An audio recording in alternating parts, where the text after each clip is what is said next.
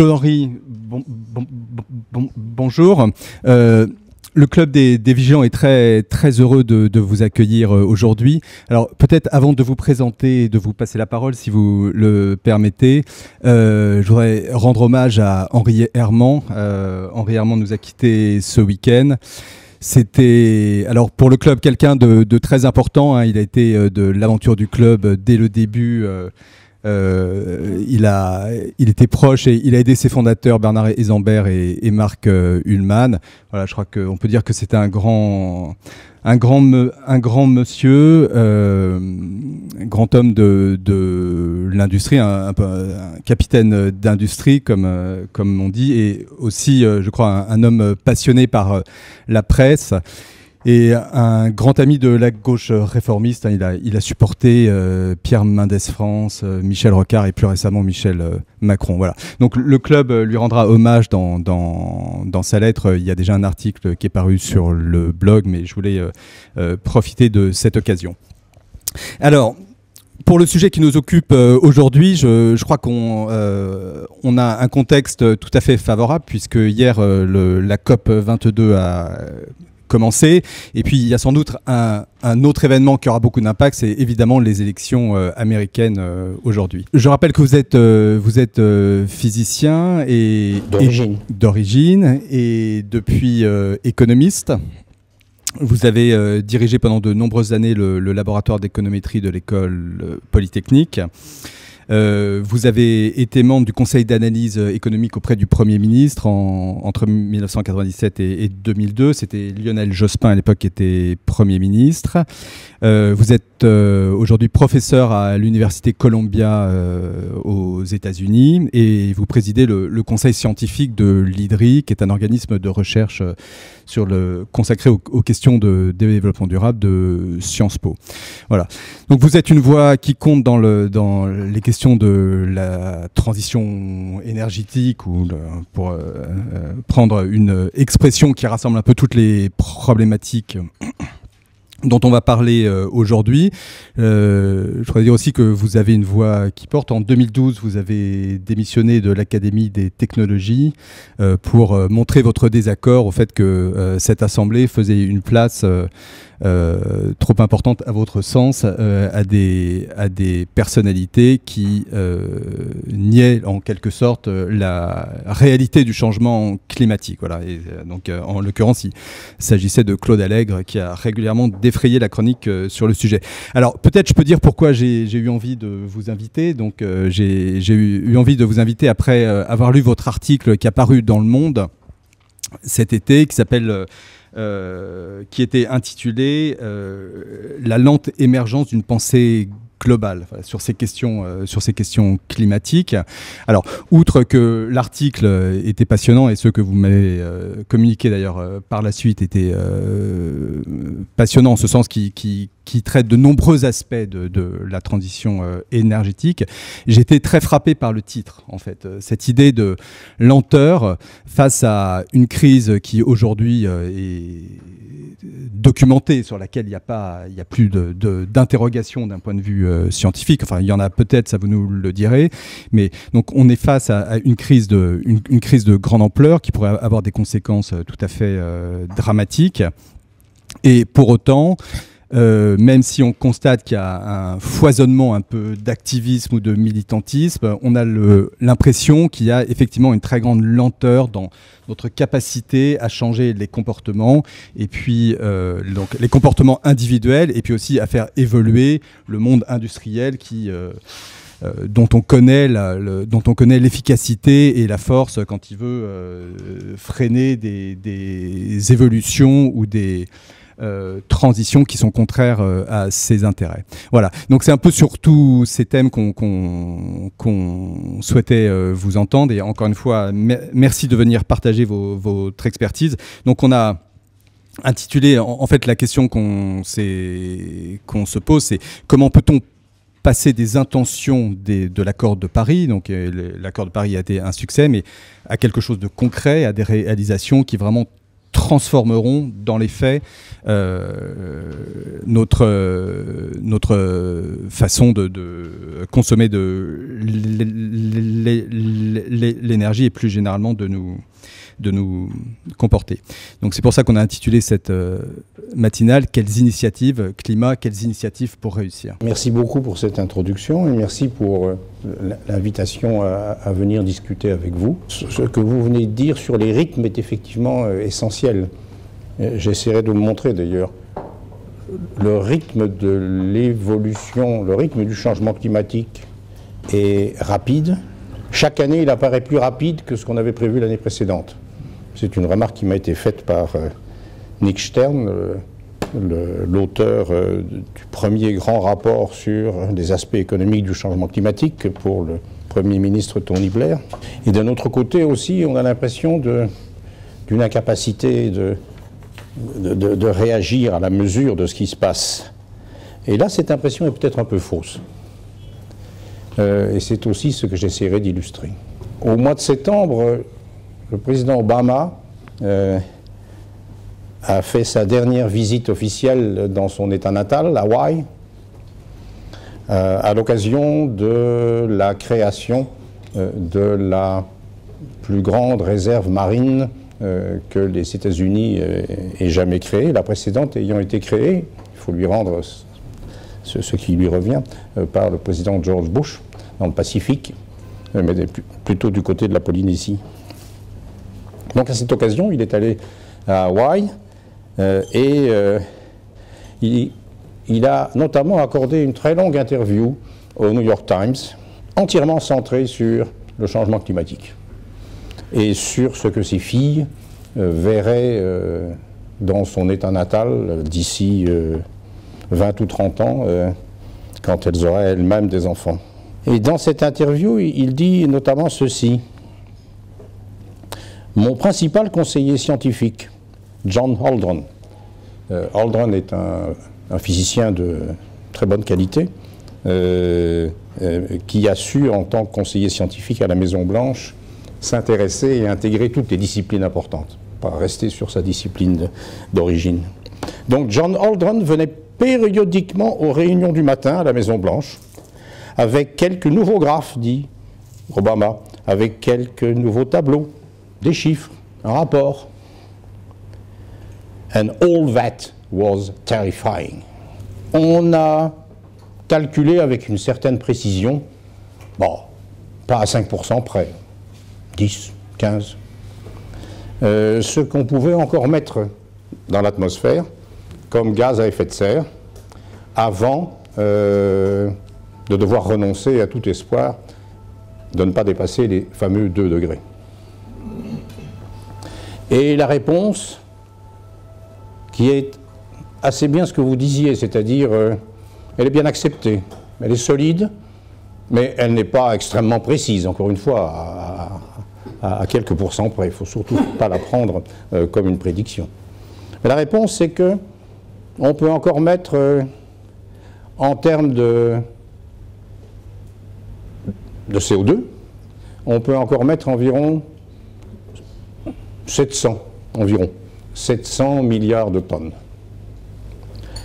Et que ça laisse la place aussi pour un supplément pour les autres gaz à effet de serre, le méthane et l'oxyde nitreux, qui quantitativement n'est pas encore très significatif, mais le devient de plus en plus au fur et à mesure que les pratiques agricoles sont plus, disons, imprudentes,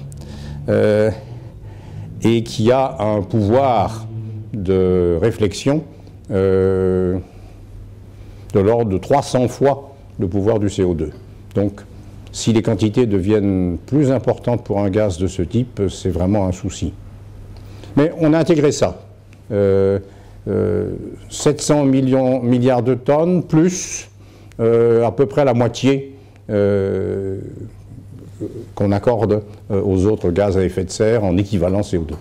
À 35-37 milliards de tonnes par an, si les choses ne changent pas, et pour l'instant elles n'ont pas changé, elles n'ont fait qu'augmenter,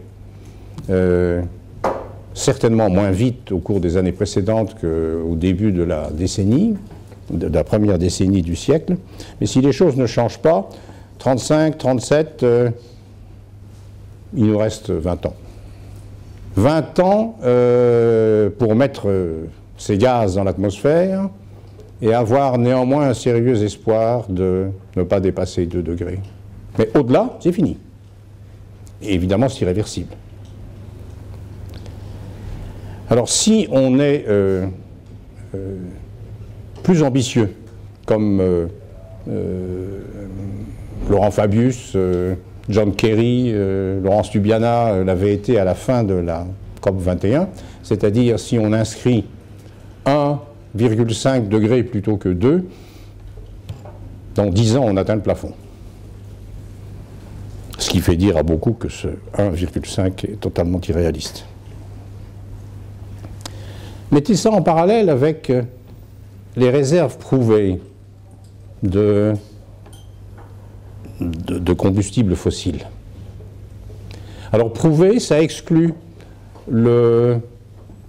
l'océan très profond, ça exclut l'Arctique, ça exclut même, je ne sais pas trop pourquoi dans les catégories, ça exclut même le fracking, enfin les pétroles et gaz de schiste.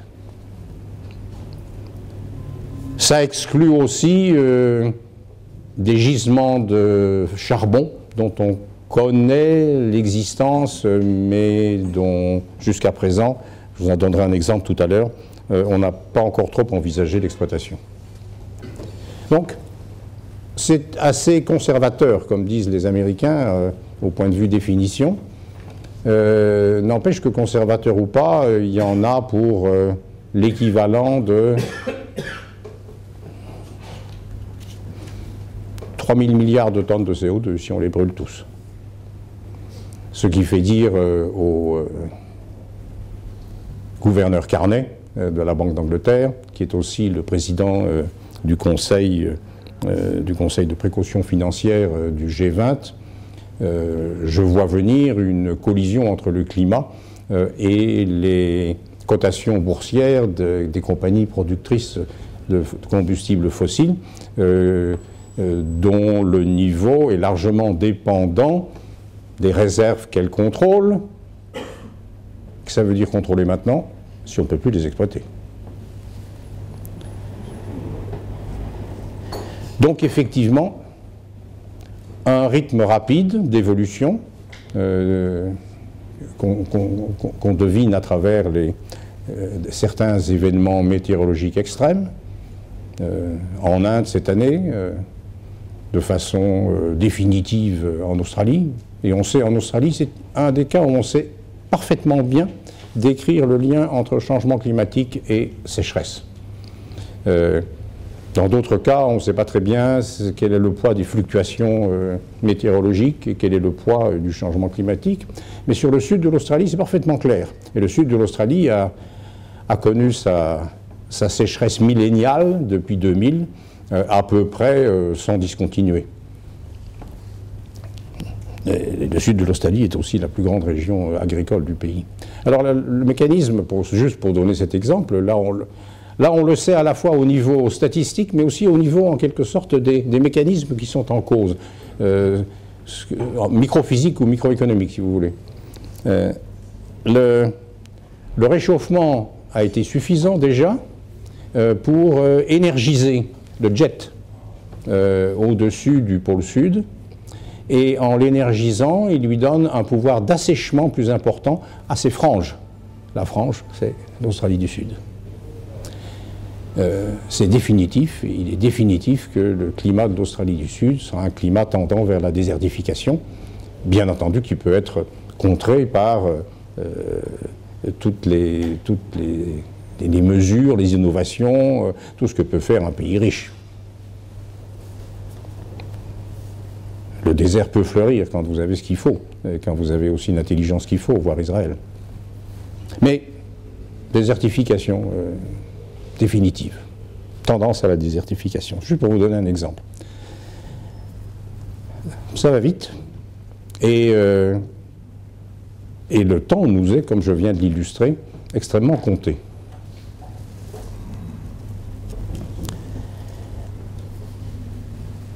Dans un article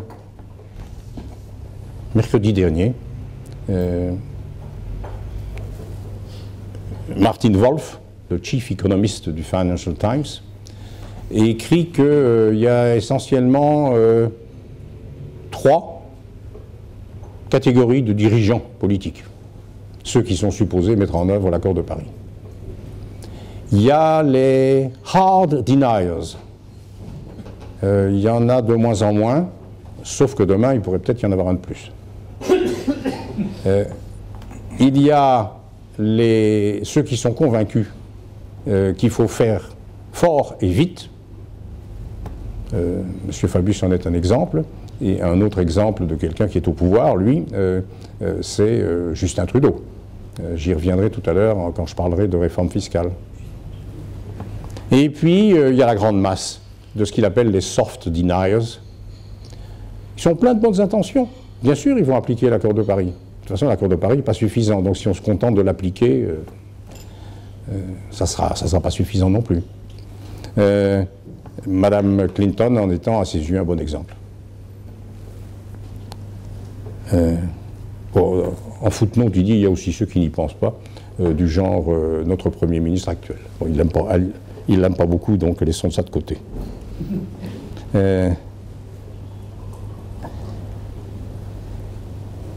Si on doit compter uniquement sur les États pour mettre en œuvre les intentions de l'accord de Paris, ça on n'y arrivera pas, c'est parfaitement clair. Si on doit compter sur les entreprises pour être un moteur important de remplacement, il ne faut pas trop y compter non plus. Encore que, là aussi, il y a des catégories d'entreprises. General Electric est un bon moteur.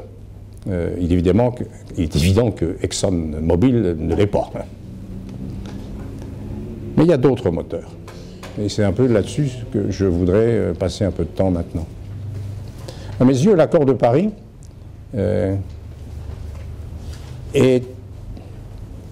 il est toothless, comme dit Martin Wolf.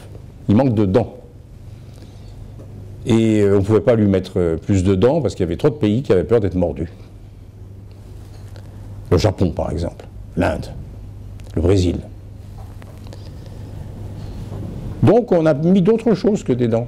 On a mis des tremplins, on a mis un certain souffle. On a mis un cadre vis-à-vis duquel une grande variété d'agents économiques, sociaux, etc., peuvent s'inscrire et se sentir confortés par le fait qu'ils ne partent pas sans quelque chose qui encadre leurs initiatives, qui encadre positivement leurs initiatives. J'en donnerai des exemples.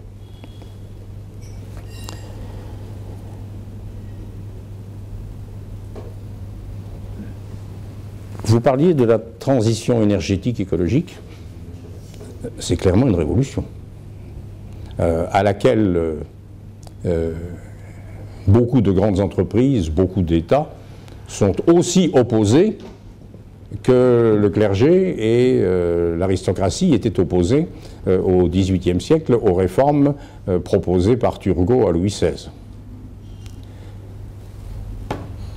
Ces réformes étaient intelligentes, elles étaient bien conçues, bien structurées, l'accord de Paris aussi. Elles n'ont conduit nulle part. Elles n'ont conduit nulle part parce que les oppositions étaient beaucoup trop fortes et le roi un peu faible. Mais derrière, et utilisant en partie les innovations politiques, philosophiques, scientifiques que des gens comme Turgot, Diderot, Voltaire, d'Alembert apportaient, il y avait tout un mouvement qui n'a pas été vraiment perçu avant qu'il ne devienne vraiment dominant dans les années 1780.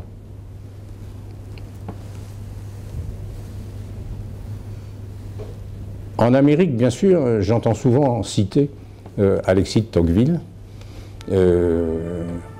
qui est un vrai gourou encore là-bas. Mais c'est pour la démocratie en Amérique. Si vous allez en Chine, ils sont plus intéressés par l'Ancien Régime et la Révolution. Il se fait que j'ai eu l'occasion de rencontrer à 2 ou 3 reprises, notamment en le faisant parler à Sciences Po, Jean Guillaume de Tocqueville, celui qui maintenant tient le flambeau. Le flambeau, le château, les manuscrits, et aussi la philosophie. C'est un grand avocat international. Il va souvent à Pékin. Et il est rare qu'il dîne seul. Il est invité à dîner régulièrement par l'une ou l'autre grosse légume du Parti communiste. Et son hôte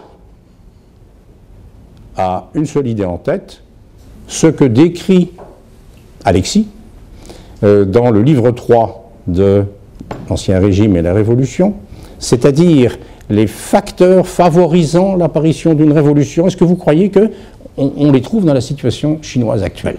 En particulier, ce que dit Alexis, qui avait beaucoup éconné pendant un certain temps, un pays pauvre ne fait pas la révolution. C'est un pays qui sort de la pauvreté, qui devient riche, qui se met à faire la révolution. Ah, c'est justement notre cas. Mon idée, à discuter bien sûr, c'est que en matière de transition énergétique, écologique, nous sommes dans la même situation. Que ce que décrit Alexis de Tocqueville, ce mouvement foisonnant d'initiatives, de conflits, d'idées, de préparation en quelque sorte, qui ne sait pas quelle est une préparation, qu'on constate au cours de la deuxième moitié du XVIIIe siècle, et bien on le constate à l'heure actuelle, en matière énergétique, écologique, climat, pas seulement climat d'ailleurs, biodiversité, eau, sol, etc. Tout ça est menacé. Et on en prend de plus en plus la mesure de l'utilité, de l'importance. Bien sûr, il y a les formes auxquelles nous pensons immédiatement, dont les journaux parlent le plus. Par exemple, l'activiste en chef, activiste un mot américain, militant, enfin, du climat et de l'environnement aux États-Unis, McKibben, qui, à l'heure actuelle, soutient, en quelque sorte, le porte-voix de la résistance des Indiens dans le Dakota du Nord contre la construction d'un pipe qui devrait conduire le pétrole du Dakota du Nord à Chicago et qui passe sur les terres ancestrales, sacrées, et aussi sur les réserves en eau des réserves indiennes.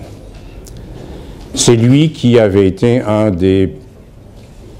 sur le terrain, un des supports les plus fermes de la décision du président Obama de ne pas permettre la construction de Keystone, l'oléoduc qui devait descendre des sables bitumineux canadiens jusqu'aux raffineries du golfe du Mexique. On retrouve les équivalents en Australie, et ça j'en dirai un petit mot, parce que ce qui est intéressant en Australie, c'est la formation de coalitions. Donc voilà, des activistes sur le terrain, de McKibben à Greenpeace, les Amis de la Terre, etc.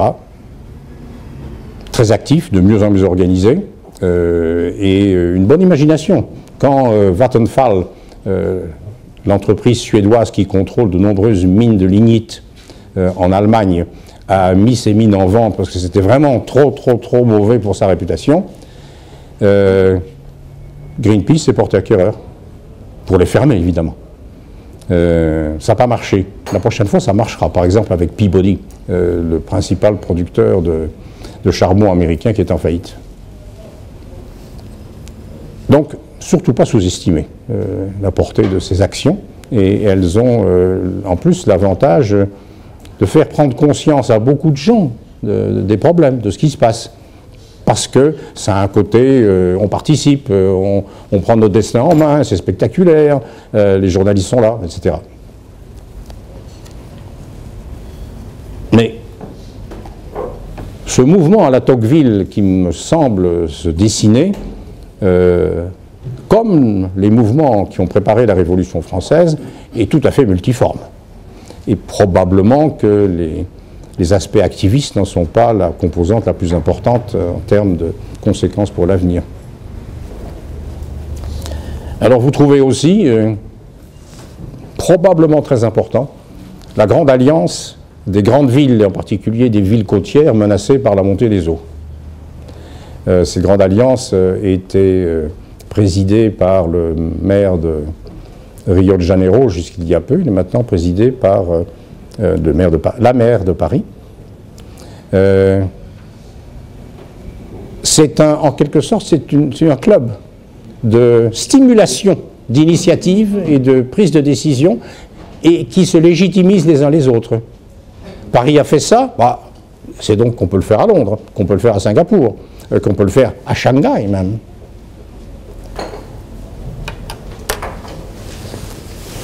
Ils ont été actifs à la COP 21 ils en traduisent plus rapidement, d'une certaine manière, le contenu et les effets de l'accord que les États. Et puis vous avez ce mouvement qui, lui, ne fait certainement pas la une des journaux. De temps en temps, peut-être on en voit des traces dans les Échos ou bien dans le Financial Times, mais pas dans le Parisien ni dans le Daily Mail. C'est le mouvement Divest Invest. Alors là, nous sommes dans un monde complètement différent. Nous sommes dans le monde, et ça me fait dire que l'analogie avec Tocqueville n'est pas idiote, parce que c'était des mondes extrêmement différents qui, sans le savoir, travaillaient à quelque chose qui, à un moment donné, la sauce a pris. Il a fallu longtemps. On n'a pas tellement de temps, évidemment. Donc c'est le monde des grands investisseurs. C'est parti récemment. Si je ne me trompe pas, en 2014 ou en 2013. Et c'est parti discrètement. Les deux pionniers en ont été le Stanford University Endowment, donc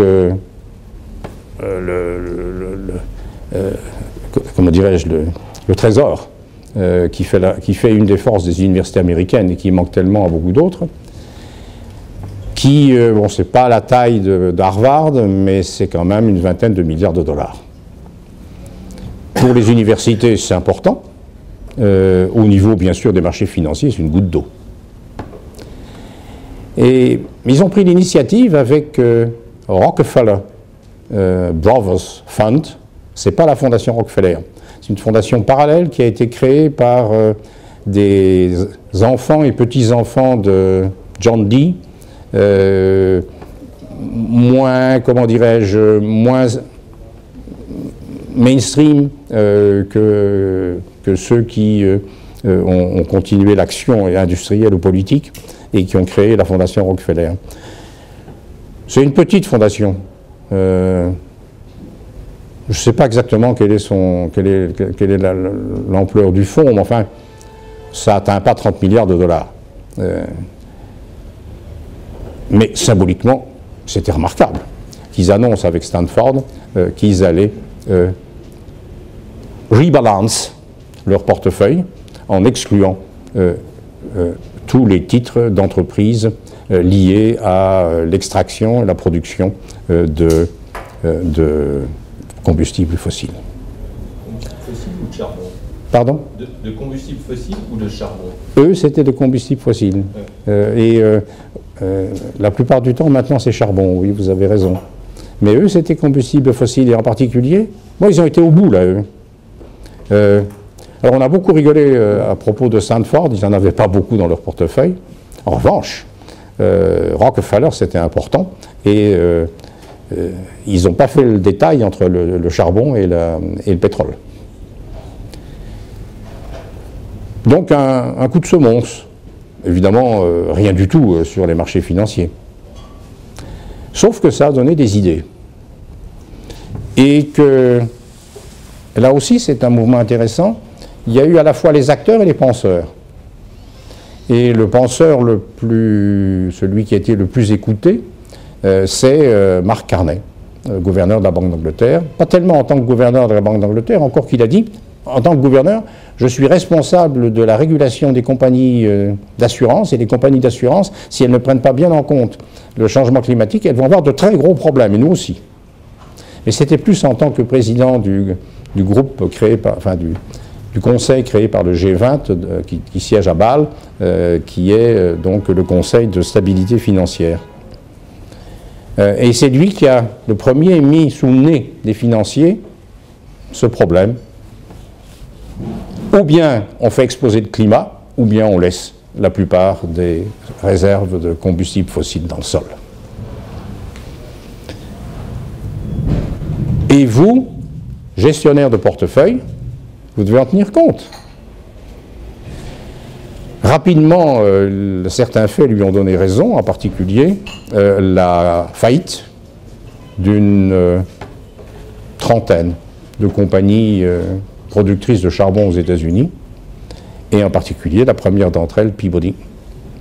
Alors ça tient évidemment à divers facteurs. Ça tient au gaz, à la concurrence du gaz de schiste, qui a été très dur pour le charbon américain dans les centrales électriques. Ça tient aux ordonnances, nous dirions en français, executive orders du président Obama, sur les normes que les centrales désormais devaient satisfaire en matière d'environnement. Et puis ça tient à un mouvement qui a commencé, à partir des deux que je vous ai cités, à devenir important. À l'heure actuelle, ils ont été rejoints, les deux, avec priorité sur des investissements charbon. Certains d'entre eux, pétrole aussi. Le gaz est encore vu, bien sûr, comme au contraire une bonne transition du charbon vers les renouvelables. Ils ont été rejoints par les trois plus grands fonds de pension américains, les deux fonds de pension des fonctionnaires et des enseignants de Californie et le fonds de pension des employés de l'État de New York. Ce sont les trois plus grands fonds de pension américains. Et là, c'est pas 20 milliards, 30 milliards, c'est 700, 800, 900. Les fonds de pension d'Europe du Nord sont montés dans le train.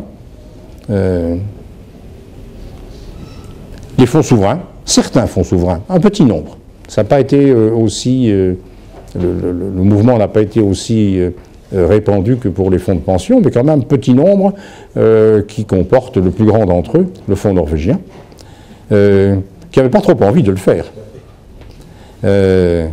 Il est issu du pétrole, après tout. Mais le Parlement norvégien l'y a obligé. De même que c'est le Parlement de Californie, toute l'Amérique n'est pas Trump, c'est le Parlement de Californie qui a obligé les fonds de pension publics californiens à divest, comme on dit. Vous avez de grandes sociétés d'assurance, Allianz, AXA, et je reviens un instant aux fonds souverains, la Caisse des dépôts. Vous avez moins important sur le plan financier, mais important sur le plan psychologique, des églises.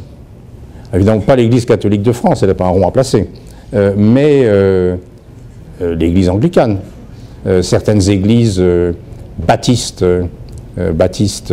américaines. Il y a beaucoup d'églises évangéliques américaines qui sont encore des deniers, mais il y en a aussi beaucoup, l'Amérique est tellement diversifiée, qui sont au contraire des militants, en quelque sorte, du mouvement en avant. J'ai rendu visite avec quelques étudiants qui faisaient un mémoire là-dessus, à l'Alliance baptiste américaine à Washington. On a été reçus par le vice-président chargé des affaires publiques. Normal, c'est pas les affaires religieuses. Alors l'Alliance baptiste, c'est, à travers les églises affiliées, c'est 60 millions de membres. Et il nous a dit, contrairement à ces méchants évangélistes, nous considérons que nous sommes responsables de la création divine, et que la création divine est gravement menacée par le changement climatique. Et regardez, Regardez notre dernier numéro de notre magazine, 20 millions d'exemplaires, largement électronique maintenant évidemment. Vous voyez ce dessin. Alors, sur l'avant du dessin, on voyait un magnifique SUV. Vous savez, les Sport Utility Vehicles, les gros machins qu'on voit aussi maintenant pas mal à Paris. Les gros machins qu'on appelle aux États-Unis des gas guzzlers, parce qu'ils mangent l'essence, ou l'essence essentiellement, pas de diesel. Bon, superbe, rutilant. Des petites fleurs. Vraiment. Puis, progressivement, à l'arrière du dessin, ça devenait gris, puis noir, des nuages. Et on devinait une silhouette. Et la légende, c'était, ça vraiment, elle vaut tous les discours politiques, « Would Jesus drive such a car ?» Mais ne vous y trompez pas. J'ai fait une longue balade dans le parc des Arches, dans l'État d'Utah, avec un ami mormon, professeur de sciences naturelles à Salt Lake City, et il me demandait ce que j'enseignais à Columbia. Alors, il a senti que l'environnement, les ressources naturelles, le climat, c'était quand même une préoccupation fondamentale. Et il a senti que j'étais inquiet. Il était très très gentil, très délicat. On avait oublié notre eau, il a partagé la sienne, évidemment. Et à la fin, il m'a dit, mais, professeur Henry, why are you so concerned? Souvenez-vous, à la fin du déluge, il faut que j'aille te flotte. Le Seigneur a dit à Noah,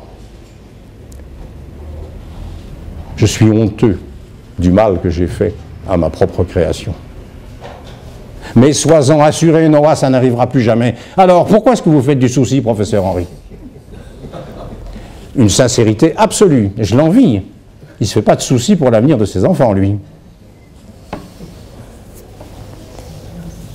Enfin, toujours est-il que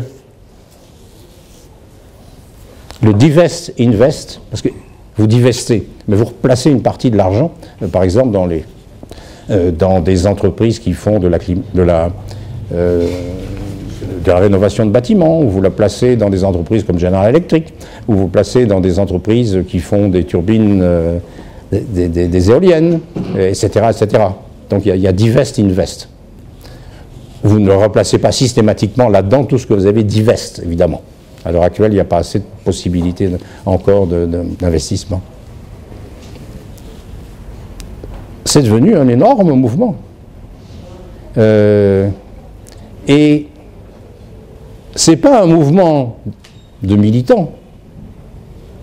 Bon, le patron d'AXA il était bien convaincu qu'il devait le faire à la fois sur le plan financier et sur le plan civique, en quelque sorte. Mais il y en a qui s'en foutent complètement. Ils ne s'intéressent pas au changement climatique. Ils s'intéressent aux répercussions du changement climatique et des politiques publiques vis-à-vis du changement climatique sur les cours des actions. Alors là, ça fait boule de neige. Ils ne sont pas fous. N'étant pas militants, ils ne vont pas changer la composition de leur portefeuille massivement, d'un coup, au point de diminuer le rendement de leur portefeuille. Non, ils vont suivre les nouveaux indices que Standard & Poor's ou bien MSCI ont mis au point. Standard & Poor's a son fameux indice SP500, mais maintenant il a SP500 carbone, enfin plutôt décarbone. Et MSCI c'est pareil. Et ils arrivent, parce que bien entendu ce sont des maîtres en matière financière, ils arrivent à proposer des décarbonisations de portefeuille de l'ordre de 60 à 80% en garantissant une perte maximum de 1% par rapport au cours de ceux qui n'ont pas décarboné. À court terme. À moyen terme, si les politiques climatiques se durcissent, évidemment à ce moment-là, les bénéfices peuvent être importants. Et c'est bien ce qu'ont en tête ceux qui font ça d'un point de vue purement financier. Les capitaux des entreprises qui sont lancées là-dedans, enfin les capitaux qu'elles gèrent, sont de l'ordre de, à l'heure actuelle, entre 3 et 4 000 milliards de dollars. Des trillions, comme disent les Américains. Ça ne veut pas dire que tout ça va dans le renouvelable, évidemment. Ça ne veut pas dire qu'elle chasse tous les titres liés aux combustibles fossiles, et même pas tous les titres liés au charbon. 60-80%, c'est quand même important. Alors, ajoutez à ça qu'un certain nombre de banques centrales, et on retrouve là comme leader Marc Carney, cherchent à mettre au point des chemins d'investissement, de prêt aux sociétés qui s'engagent dans la green economy, comme on dit. Donc il y a vraiment deux choses. Tarir les financements, on en est encore loin, mais le mouvement est engagé. Tarir les financements qui vont à ce qui peut aggraver les changements climatiques et nourrir les financements de ce qui peut faire face, parce qu'il faut quand même bien qu'on ait de l'énergie, par exemple. Il faut quand même bien que, par exemple, on utilise des réserves correctement, des réserves en eau qui diminuent. On a besoin d'investissement pour tout ça. C'est certainement, je pense, une des pierres importantes qu'aurait reconnu Alexis de Tocqueville.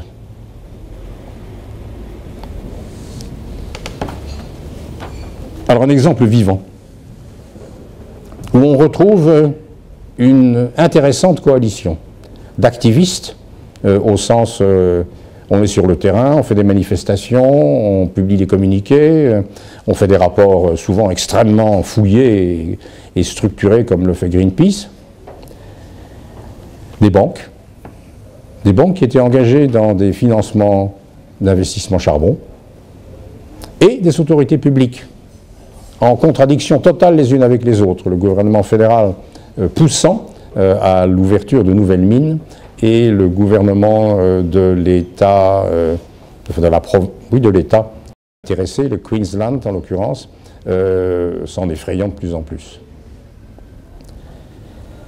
Il se fait qu'on a découvert dans le Queensland c'est donc à l'est, sur la côte est, juste en face de la grande barrière de corail.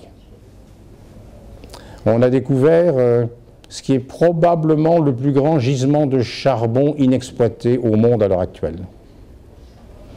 Ça peut aller jusqu'à 20-25 milliards de tonnes de réserves. Et ça se trouve dans un comté de l'État de Queensland. Traditions britanniques administratives sont restées, dans un comté qui s'appelle Galilée, autour de la ville de Jéricho, ça ne s'invente pas. Et le gouvernement fédéral est extrêmement désireux d'exploiter. Le charbon est une des grandes richesses de l'Australie, il faut y aller. D'autant plus qu'ils ont un client qui va faire tout. Il va développer la première mine. Alors la première mine, ce serait 60 millions de tonnes par an. Il va développer la première mine, il va construire la ligne de chemin de fer pour aller à la côte, il va étendre le port sur la côte pour envoyer le charbon dans son pays, l'Inde. Alors, au point de vue horreur, c'est un vrai film d'horreur, parce que si vous faites ça, bien entendu, vous démolissez la province de Galilée, bon, tout pas essentiel.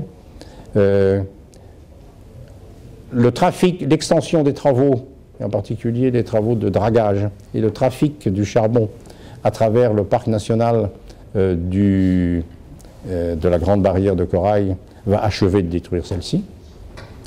Et ça va achever, en fait, à l'autre bout, vu l'énormité des quantités en cause, ça va achever de lier l'économie indienne au charbon et décourager sa conversion, comme le Premier ministre indien et le président de la République française l'avaient annoncé, vers le solaire. Alors, en face, qu'est-ce que vous avez? Ben, au départ, vous avez les usual suspects, qui s'agitaient beaucoup, faisaient beaucoup mieux que s'agiter, avaient de bons dossiers. Un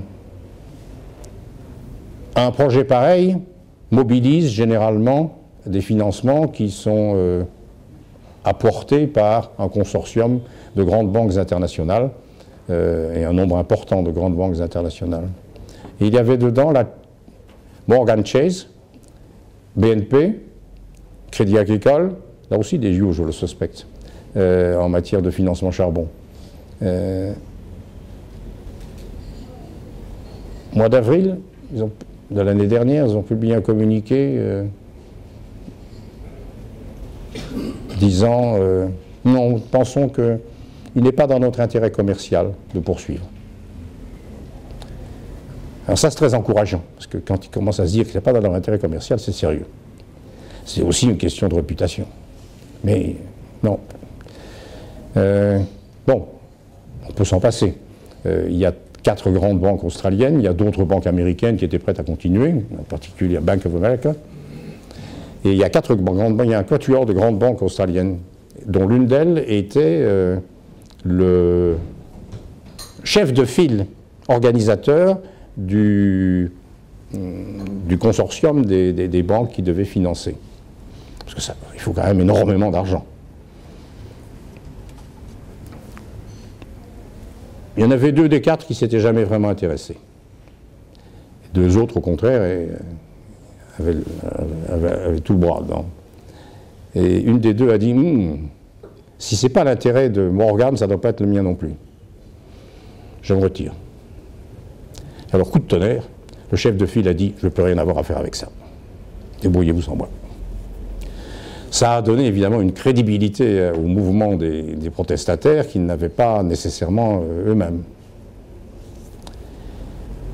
Quelques mois passent et le Sydney Herald, le Figaro du coin, enfin pas du coin, c'était dans une autre province, hein, mais journal national comme le Figaro, le Sydney Herald publie une fuite du gouvernement de Queensland, où tout devait se passer. Et dans cette fuite, il y avait une note du Trésor, donc du ministère des Finances de ce gouvernement, qui expliquait que le promoteur indien avait demandé dans les 600 millions de dollars australiens de subventions pour démarrer son projet. Et qu'effectivement, disait la note, il a bien raison de la demander. Il n'y arriverait pas autrement. Mais nous pensons, nous, responsables des finances de l'État de Queensland, que ce n'est pas aux impôts payés par les citoyens de Queensland de financer un pareil projet. Alors, les activistes, les banques privées, une autorité publique fortement engagée,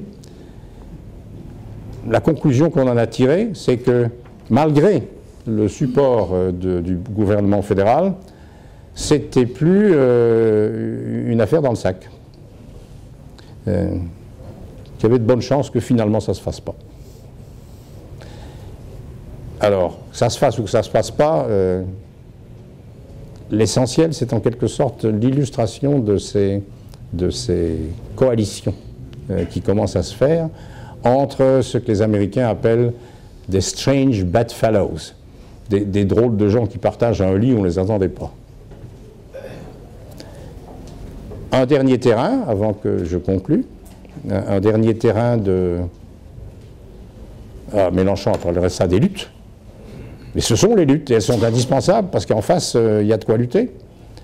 Un dernier terrain, c'est les tribunaux. Les tribunaux où des citoyens viennent accuser les autorités publiques de ne pas les protéger correctement contre ce qui va se passer. Ou bien des tribunaux où des autorités publiques traînent des entreprises en leur disant « vous nous mentez sur les conséquences de vos actions ». Je donne trois exemples pour la première catégorie.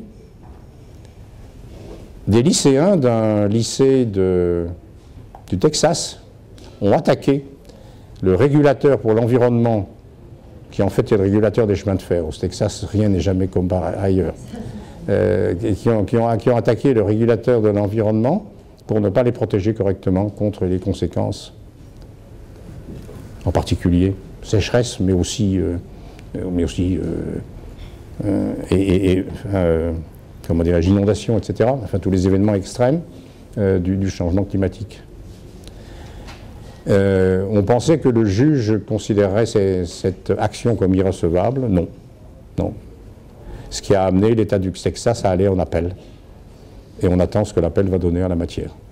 Bon, les lycéens, ils ne font pas ça tout seuls. D'abord, ils font ça avec leurs parents, qui étaient les seuls à pouvoir aller en jugement, mais le fait que ce soit des lycéens a fait le tour des États-Unis, évidemment. Et d'autre côté, ils ont de bons conseils, en particulier le plus fameux des climatologues américains, James Hansen, qui maintenant est à la retraite et qui a beaucoup travaillé pour eux. Le dossier était solide.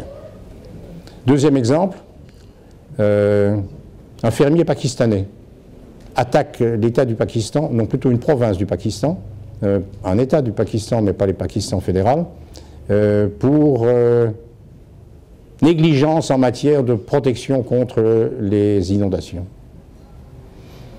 Surprise générale, il gagne et il perçoit des indemnités. Ça ne change rien, évidemment, dans l'immédiat, mais que ça puisse tourner comme ça, c'est un précédent intéressant. Le plus spectaculaire, ça a été les citoyens hollandais qui ont attaqué leur propre État. Pourtant, on n'est pas un des pires en la matière. Le juge suprême de La Haye leur a donné raison et l'État a dû changer sa politique en matière d'environnement et augmenter les budgets, en particulier destinés à la lutte contre le changement climatique et ses conséquences. En Hollande, c'est important. Et maintenant, des autorités publiques qui attaquent des entreprises. Le plus spectaculaire, c'est l'attorney général du gouvernement de l'État de New York, qui a attaqué ExxonMobil, Peabody et quelques autres, donc productrices d'énergie, pour avoir menti sur et organisé le mensonge sur les conséquences, la réalité et les conséquences du changement climatique, alors que leurs propres scientifiques dans leur laboratoire, il y a 30 ans, avaient fait en quelque sorte une analyse tout à fait pertinente et allant dans l'autre sens. Je ne sais pas si vous savez que Madame Svetlana Alexievitch a gagné le prix Nobel de littérature, non pas cette année, mais l'année précédente, pour tout ce qu'elle écrit sur la vie dans les pays de l'Union soviétique avant la chute. Et elle dit, tout ce que j'écris, c'est des petites histoires. Mais, quand les petites histoires se rencontrent, ça fait la grande histoire. Merci beaucoup, Frédéric. Merci, monsieur, pour ce portrait systémique, j'allais dire. Qu'est-ce qui vous inclinerait, vous, personnellement, à un peu moins d'optimisme? Pardon? Qu'est-ce qui vous inclinerait, vous, à un peu moins d'optimisme? Parce que finalement, c'est optimiste que vous dites. C'est un cercle vertueux. Je suis fondamentalement pessimiste. Et en particulier, je suis convaincu qu'on ne freinera pas les émissions à un rythme suffisant pour pouvoir respecter l'objectif du, oublions 1,5, du 2 degrés de l'accord de Paris. Et là, je crois que ce n'est pas possible. Il faudrait que la Chine ferme la moitié de ses centrales au charbon, par exemple. Inconcevable. Qu'elle en construise moins, d'accord. Qu'elle en ferme beaucoup, oui, mais non. Il faudrait que toutes ces grandes entreprises qui vivent en quelque sorte du pillage du capital naturel depuis 2 siècles changent aussi radicalement de philosophie que General Electric l'a fait. Bon, en 20 ans, je ne vois pas trop. Donc non, je suis fondamentalement pessimiste. Remarquez que là, j'ai ce que je n'aime pas en général, une réponse technologique. En général, les réponses technologiques, si elles ne sont pas aussi économiques, sociologiques, politiques, elles sont faibles. Là, il y a une réponse technologique. C'est que si on y mettait suffisamment d'argent pour développer la technologie, et ce sont des sommes qui restent très modestes par rapport aux sommes que, par exemple, ExxonMobil continue à investir dans la recherche de nouveaux gisements qu'on ne pourra pas utiliser. Eh bien, il est possible, puisqu'on en met trop, d'aller en rechercher. Les technologies, à l'heure actuelle, ne sont pas encore au point, mais la R&D progresse là aussi rapidement. Et l'idée est partie de la découverte par deux de mes collègues de Columbia, deux géologues. Ils s'intéressaient à une roche qui est peu fréquente à la surface de la Terre, la péridotite. Elle est très fréquente dans le manteau, mais elle est peu fréquente à la surface de la Terre. Néanmoins, on la trouve en Nouvelle-Calédonie, sur la côte grecque et croate, et surtout dans le sultanat d'Oman. Là, il y a une chaîne de montagnes qui en est fait. Il y a eu probablement une poussée de l'intérieur qui a apporté beaucoup de ces... Ils s'intéressaient à la péridotite, ils ont été sur le terrain, évidemment, là-bas, pour regarder, pour analyser scientifiquement. Et ils ont été stupéfaits de voir que la pierre réagissait avec le CO2 ambiant. Qu'une réaction chimique au contact de l'air et de la pierre fait que le CO2 réagit avec la calcite et la magnézite à l'intérieur de la péridotite pour faire des sels, des carbonates. Autrement dit, cette montagne pompe du CO2 de l'air. Et c'est pas trivial. L'ordre d'1 milliard de tonnes par an. Alors bon, nous en mettons 35, 37. En la fracturant correctement, ils estiment qu'on pourrait arriver à 2 ou 3 milliards. Pourquoi la fracturer? Pour augmenter les contacts avec l'air, évidemment. Enfin, la péridotite, on n'en fera pas artificiellement. On n'en trouvera pratiquement pas ailleurs, comme je vous le disais. Mais il y a le basalte. C'est un cousin. Et lui, il est répandu. Ah, il est moins bon pour réagir avec le CO2, mais il est quand même assez bon. Et en particulier, on peut faire ça sous la mer. Première réussite, c'est en Islande. C'est pas du CO2 que nous mettons en brûlant de l'essence ou du diesel, c'est du CO2 qui accompagne, c'est un sous-produit qu'on n'aimerait pas avoir, qui accompagne l'exploitation de la géothermie. Comme quoi, les renouvelables ne sont pas toujours exempts de certains défauts. Alors ce CO2, qu'est-ce qu'ils en ont fait? Ben, ils l'ont séparé effectivement de la vapeur et ils l'ont injecté en bord de mer où bon, le fond est à, je sais pas moi, 20-50 mètres. Et pour voir ce que ça allait donner comme réaction avec le basalte. Alors, il y en avait qui se moquaient gentiment d'eux, hein, revenez donc dans 1000 ans. Il y en avait qui, plus réalistiquement, 10 ans, et eux-mêmes le pensaient, 10 ans. 10 ans pour que la totalité de ce qu'ils avaient injecté se soit transformé en sel sous l'eau. Après 2 ans, c'était fait. Ça leur a donné une bonne idée. Et ça a encouragé ceux qui cherchent des moyens artificiels de capturer le CO2.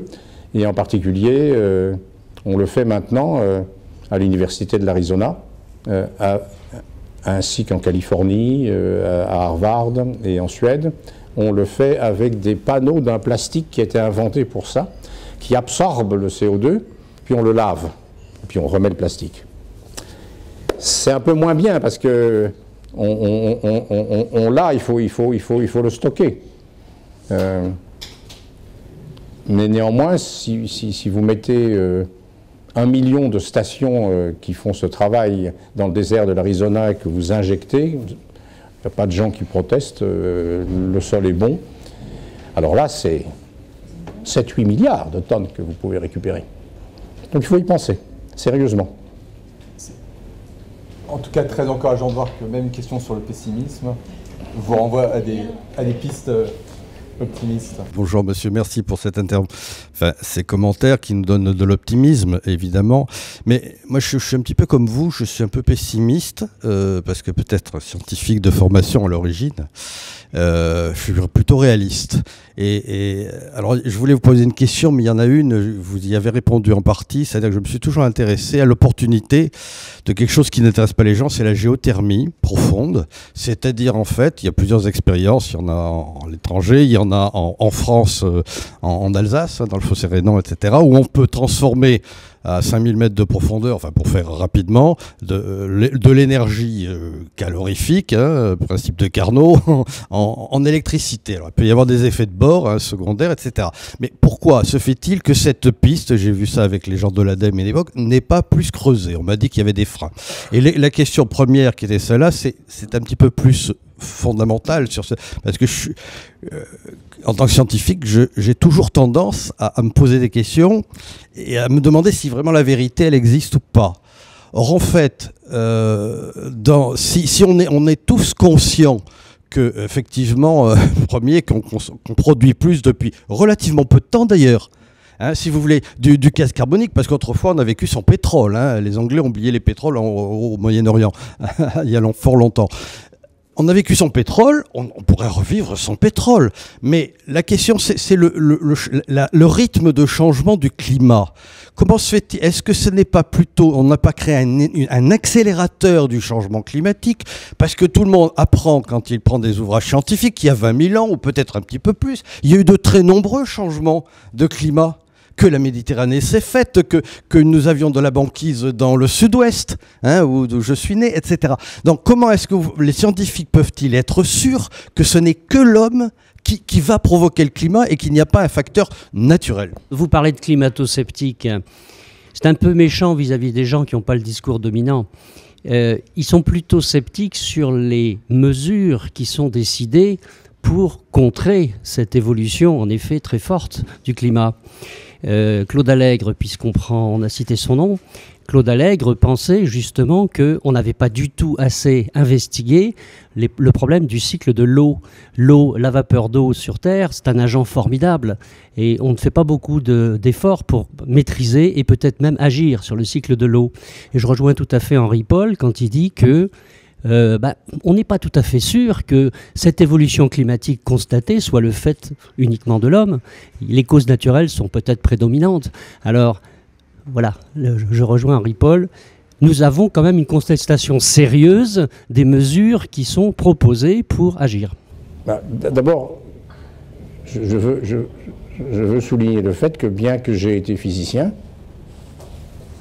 bien que j'ai même travaillé pendant une courte période comme tout jeune physicien avec quelqu'un qui avait complètement renversé ce que vous appelez des visions dominantes, Werner Heisenberg et son principe d'incertitude, je ne suis pas climatologue. Par conséquent, je peux seulement vous dire ce que j'ai entendu dire entendu sérieusement, pas dans une conversation de café, dire par des climatologues français comme Jean Jouzel, américains comme James Hansen, qui était longtemps le directeur de l'Institut de la NASA à New York, s'occupant de l'évolution du climat. On a regardé de près, disent-ils, on a regardé de près tous les facteurs qui peuvent être à la source de ce changement climatique. en particulier la position de la Terre par rapport au Soleil, en particulier, comme vous disiez, l'importance de la vapeur d'eau parmi les agents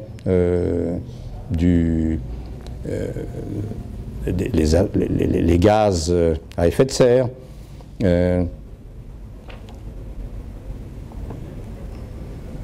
Ça fait certainement 20 ou 30 ans qu'ils se préoccupent de ces questions. La réponse maintenant, qui est une réponse unanimement parmi les scientifiques acceptée, c'est que tous les autres facteurs, autres que l'homme, comptent pour moins de 10%. Que c'est à la fois une mauvaise nouvelle, parce que l'homme n'est pas nécessairement capable de changer ses comportements, ses institutions, etc., suffisamment vite, et c'est une bonne nouvelle, parce que, comme dit le pape François, hein, si c'est comme ça, c'est notre responsabilité.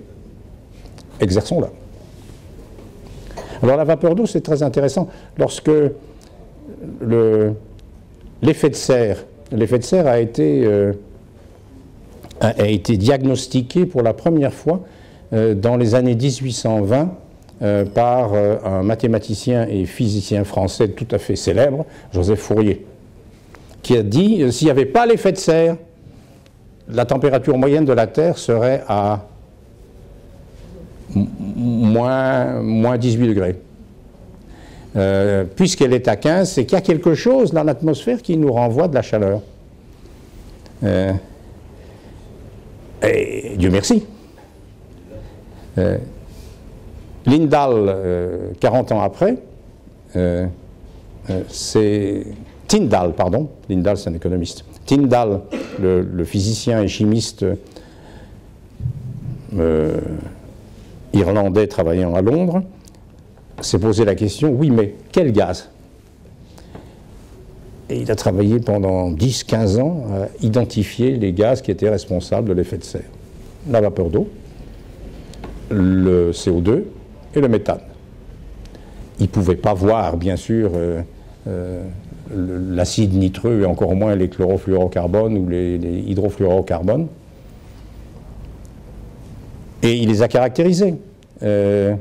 La vapeur d'eau a un effet instantané important, mais elle ne perdure pas.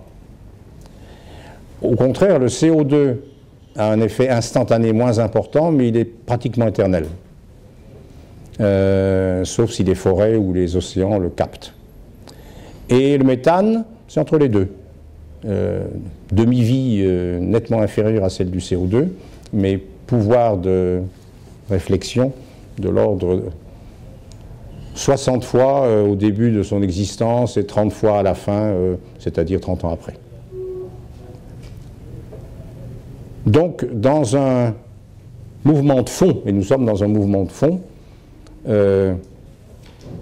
pour l'instant, le CO2 domine, la vapeur d'eau a un effet trop local, mais qui pourrait s'aggraver avec le changement climatique, parce que le changement climatique provoque plus d'évaporation.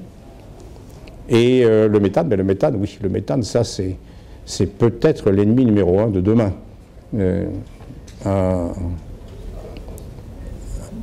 Un scientifique russe qui était chef de l'unité d'études de l'Arctique, l'unité commune avec l'Amérique, avec les États-Unis, basée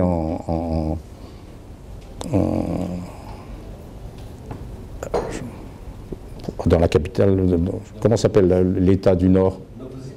Non, aux États-Unis, à l'Alaska. Il a donc conduit une mission russo-américaine dans la mer de Sibérie. Là, on retrouve le nord de Novosibirsk. Et c'est une mer qui est shallow, c'est-à-dire qu'elle est assez peu profonde sur une grande étendue. Et par conséquent, le changement climatique, en l'occurrence la température, s'exerce sur le fond, parce que le fond n'est pas loin, et fait sortir du méthane. Et nous avons vu, dit-il dans son récit, qu'il a publié dans un journal anglais, nous avons vu des bouffées de méthane d'1 kilomètre de largeur sortant de l'océan. Dans une petite étendue, nous en avons vu 100. Alors imaginez ce que ça peut être. Autrement dit, c'est la version comment dirais-je, marine de l'émission de méthane par le permafrost terrestre qui se fondant, dégage le méthane contenu dans les détritus dont il est fait, parce que c'est des détritus, le permafrost. Bonjour, ma question c'est plutôt politique et malheureusement peut-être je suis de Sud-Australie en fait, donc peut-être je pose ma question en anglais. In fact, I'm interested to understand. Pardon? I'm interested to understand Oui. where we are in terms of the levels of government in France in helping citizens engage with this subject. In understanding what they can do at a local level. You talk about Svetlana Alexievich and understanding the small stories, making the big story. Where is France at with engaging and teaching people about what they can do to make a difference in their daily lives? And also I'm interested in, I guess, the comparison with other jurisdictions and how sophisticated various jurisdictions are in this way. L'Australie peut se remettre sur la trajectoire qui avait été à un moment celle du gouvernement travailliste quand ils ont introduit une taxe sur le CO2 qui a été annulée par un gouvernement de droite un peu Trump, petit Trump. Et les problèmes de l'Australie liés au changement climatique sont si énormes que ça peut être un leader du mouvement pour qu'à l'échelle mondiale, on prenne des mesures importantes. Pourquoi est-ce que l'Australie n'aurait pas à un moment ou à un autre un Premier ministre comme quelqu'un d'aussi modéré par ailleurs que Justin Trudeau, qui est en train de changer complètement la trajectoire, après aussi un gouvernement de droite anti-climat qui est en train de changer complètement la trajectoire du Canada, en faire avec un disciple, je dirais, de la Suède étant le pays modèle, évidemment. C'est le seul pays au monde qui ait déjà fait la moitié du chemin de sa transition énergétique et économique, et c'est le pays qui taxe le CO2 à 117 € la tonne. Ils sont fous, ces Suédois. Sauf que ils sont prospères, leur PNB depuis 1990, quand ils ont commencé à introduire cette taxe, le PNB a augmenté de 60%, ce qui tend à dire que la taxe n'a pas tué la croissance. Et la taxe n'a pas non plus augmenté, contrairement à ce que disent les républicains américains, elle n'a pas augmenté le poids de l'État dans l'économie suédoise. Le poids des impôts en Suède, beaucoup pourraient l'envier, sont passés de 55 à 45% depuis 1990 du PNB. Peut-être pour reprendre la question, est-ce que vous pensez que la France pourrait être sur cette trajectoire d'excellence? Est-ce que le gouvernement français fait suffisamment pour encourager ses citoyens à... Oui, il y avait, me semble-t-il, la question importante du rôle des citoyens et de l'opinion. Et c'est essentiel, oui.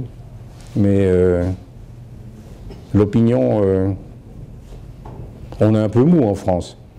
Puis en plus, point de vue CO2, on est parmi les bons, largement à cause du nucléaire. Mais bon, il n'y a pas de raison de foutre le nucléaire à la trappe. On peut avoir le nucléaire. Oui. On peut l'avoir en cohabitant avec une augmentation de la part des renouvelables.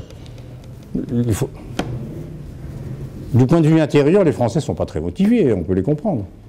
C'est un des pays c'est un des pays qui a le sentiment d'être parmi les moins coupables. Les Canadiens sont à l'autre extrémité, d'où la résonance de ce que fait Justin Trudeau. Alors, si vous voulez mon opinion sur la position de ce que la France a fait, elle a réussi l'accord de Paris. Point barre. Le président ne s'y est jamais vraiment intéressé. Si je comprends bien, donc on a un succès diplomatique qui masque une absence peut-être d'engagement plus sérieux pour changer... Enfin, il y a quand même un engagement... un engagement qui n'est pas négligeable, c'est la rénovation des bâtiments. Mais il faut quand même relativiser. Ça va 2 fois plus vite en Allemagne. Alors, l'avenir.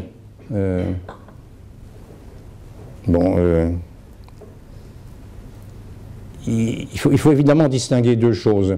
La conviction profonde qu'un homme politique peut avoir et les compromis et les complexités de l'exercice du pouvoir s'il y arrive.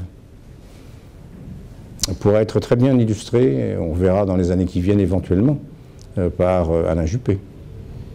Il est revenu du Québec avec une conviction écologique d'autant plus remarquable qu'il y était, je peux en témoigner, totalement imperméable avant. Ça ne l'intéressait pas. Il est revenu aussi ouvert à la discussion. Il était arrogant. Bon. Mais qu'est-ce qu'il pourra faire? Est-ce qu'il pourra, lui, réussir ce que Jospin n'a pas réussi, ce que Sarkozy n'a pas réussi, une taxe sur le CO2? Je ne sais pas. En tout cas, il sait comment échouer. C'est déjà pas mal. À la fois sous Jospin, et je m'en détache pas parce que j'étais... Et sous Sarkozy, voilà, ils n'ont pas compris qu'une taxe sur le CO2, comme ça, tombant comme un ovni, ça ne peut pas marcher.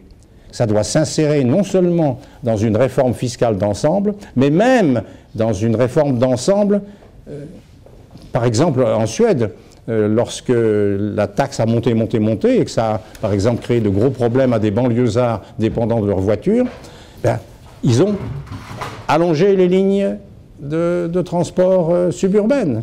Ils ont introduit des services de ramassage, ils ont favorisé le covoiturage, ils ont eu toute une politique pour, en quelque sorte, traiter aussi les problèmes d'équité qui accompagnent le problème fondamental d'efficacité d'une taxe sur le CO2. Je vous prie de croire que Sarkozy n'a jamais compris. Hein. Oui, j'ai beaucoup aimé les leviers que vous avez indiqués qui permettent de penser que il y a des forces qui travaillent dans le sens de la transition avec ces mouvements de financement, avec les mouvements des activistes, les pouvoirs politiques locaux qui se combinent. Et aussi ce mouvement, pour l'instant, qu'on observe d'extension de la carbon pricing, c'est-à-dire soit par des marchés de droit ou soit par des taxes. La Californie, l'État de Washington va avoir demain un référendum là-dessus. L'Alberta, pays des sables bitumineux, a introduit une taxe de 20%, c'est encore modeste, mais c'est étonnant, de 20 $ canadiens, et a annoncé qu'elle suivrait la trajectoire comme un exemple. Les exemples ont joué un grand rôle, d'après Alexis de Tocqueville, comme un exemple de la Colombie-Britannique. Alors, je voulais simplement ajouter à cette panoplie de facteurs positifs, quand même, ce qu'on vient d'évoquer, qui est la puissance de l'opinion publique, et qui n'est pas sans lien avec d'ailleurs les gouvernances d'entreprise qui sont très attachées finalement à l'image qu'ils donnent dans le pays, ou pensez à Volkswagen avec le traficage de la propreté des voitures, finalement, enfin des émissions de CO2, et qui finalement se trouve très durement sanctionné et qui va pas finir de l'être à cause d'une défaillance de gouvernance finalement. Et je pense que beaucoup d'entreprises en ce moment sont en train de s'interroger très fortement, ne serait-ce que pour leur préservation dans les années... Ça va très vite au niveau des répercussions économiques d'une entreprise que de décrocher au niveau de l'image. Oui. Donc là, je pense que ça, c'est un autre levier. Et il y en a un autre qui est celui de la puissance de ce que j'appelle l'innovation citoyenne. Moi, je travaille là-dessus. J'essaye de détecter des citoyens qui, face à l'incurie ou du moins au fait que rien ne bouge alors qu'ils sentent qu'il y a urgence, trouvent des solutions qui méritent et qui ont besoin à ce moment-là de trouver des relais de financement pour pouvoir émerger. Alors moi, je travaille là-dessus, et je peux vous dire qu'en termes d'énergie, par exemple, ne serait-ce que en efficience énergétique, par exemple, il y a des innovations assez extraordinaires qui sont en train d'émerger. En matière de stockage d'énergie, qui est un domaine clé, il y a des gens qui travaillent, notamment en Polytechnique d'ailleurs. Il y a un ingénieur polytechnicien qui est en train de mettre au point des systèmes de volant d'inertie nouveaux pour connecter avec du solaire, pour que parce que chez EDF, on ne parle pas des énergies renouvelables, on parle des énergies intermittentes.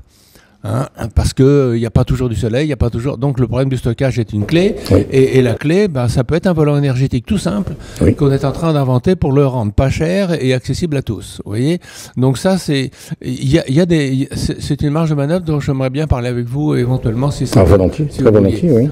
Je pense aussi en termes de captage de CO2, il y a tout un mouvement de reforestation, il y a tout un mouvement de développement de permaculture, par exemple, intensive.